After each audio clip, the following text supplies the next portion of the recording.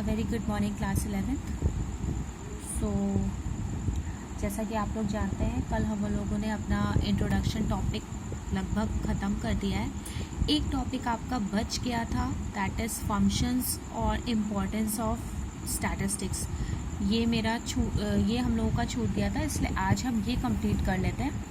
कल हम लोगों ने बाकी सारी चीज़ें पढ़ ली थी कि स्टैटिस्टिकल टूल्स क्या होते हैं और स्टैटिस्टिकल मैटर क्या होता है, इन्फ्रेंशियल, डिस्क्रिप्टिव, सब पढ़ लिया था हम लोगों ने। आज बस हमें एक ही टॉपिक पढ़ना है, हमारा लास्ट टॉपिक चैप्टर फर्स्ट का, जो कि है हमारा फंक्शंस और इम्पोर्टेंस ऑफ स्टैटिस्टिक्स। क्या है आपका? फंक्शंस और इम्पोर्टेंस ऑफ स्टैटिस्टिक।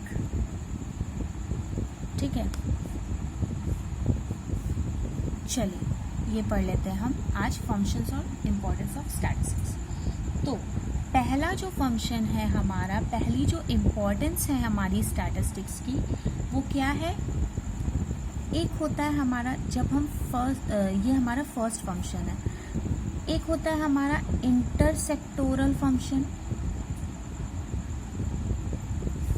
और एक होता है हमारा इंटरटेम्पोरल फंक्शन, या इसको टेम्पोरल भी बोल सकते हैं। ठीक है, टेम्पोरल फंक्शन। ठीक है, अब देखो ये होता क्या है, स्टैटिस्टिक्स की हम फंक्शंस पढ़ रहे हैं, कहाँ कहाँ हमारी स्टैटिस्टिक्स यूज़ होती है या कैसे कैसे यूज़ होती है, वो हम यहाँ पढ़ेंगे। इसकी इम्पोर्टेंस पढ़ेंगे कि स्टैटिस्टिक्स हमारे लिए कितनी इम्पोर्टेंट है हमारी लाइफ के लिए। सी, इंटरसेक्टोरल फंक्शन क्या होता है? इंटरसेक्टोरल मीन्स होता है किसी भी दो सेक्टर या तीन सेक्टर के बीच में कंपैरिजन जब हम करते हैं। ठीक है, फॉर एग्जांपल मान लीजिए मुझे एग्रीकल्चर सेक्टर और टर्शरी सेक्टर के बीच में कंपैरिजन करना है, तो हम कैसे कंपैरिजन करेंगे? हमारे पास जब कोई उनका डाटा होगा तभी हम कंपैरिजन कर पाएंगे।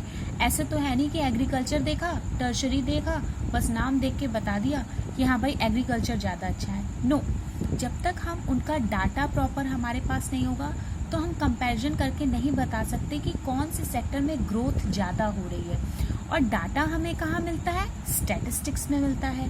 तो इंटरसेक्टोरल वो फंक्शन होता है जिसमें हम लोग कंपेयर करते हैं, हमारा डिफरेंट सेक्टर्स को हम कंपेयर करते हैं। ठीक है, डिफरेंट सेक्टर में किस सेक्टर में ग्रोथ हो रही है, किस सेक्टर में ग्रोथ नहीं हो रही है, किस सेक्टर में प्रॉफिट ज़्यादा हो रहा है, किस सेक्टर में प्रॉफिट कम हो रहा है, या किस सेक्टर में लोग ज़्यादा जुड़े हैं, किस सेक्टर में लोग कम जुड़े हैं। ये सब हमारा कहाँ आता है? डाटा के थ्रू आता है। और डाटा कहाँ से आता है? स्टैटिस्टिक्स के थ्रू आता है। ठीक, अब इसका पढ़ लेते हैं। इसमें आप लोग लिख सकते हो, from intersectoral comparison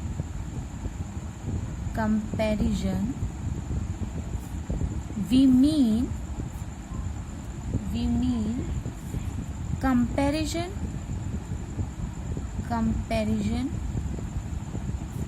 across different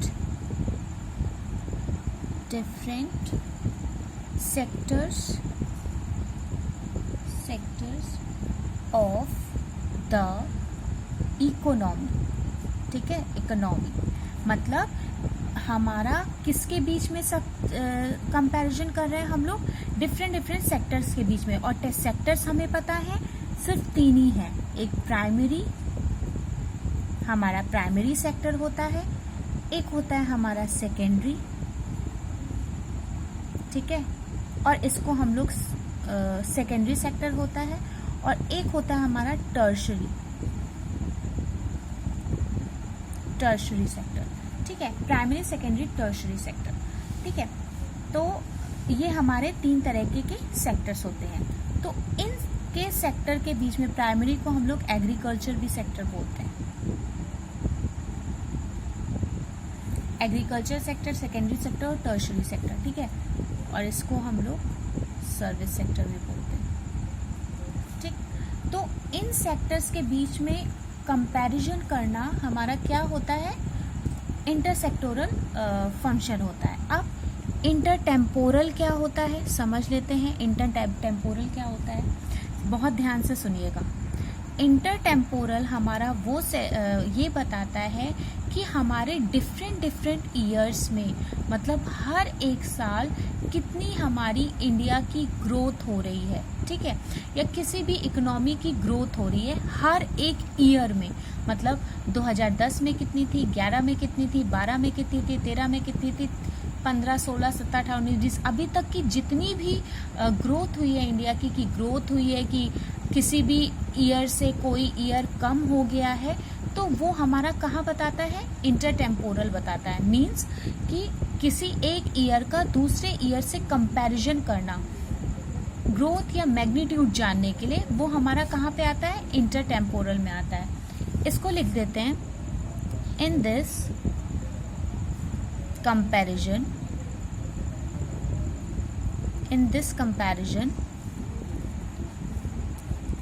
we mean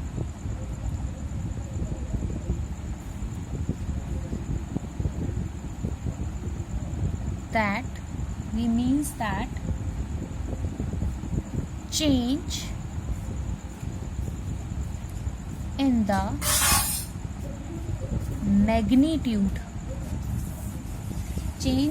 magnitude of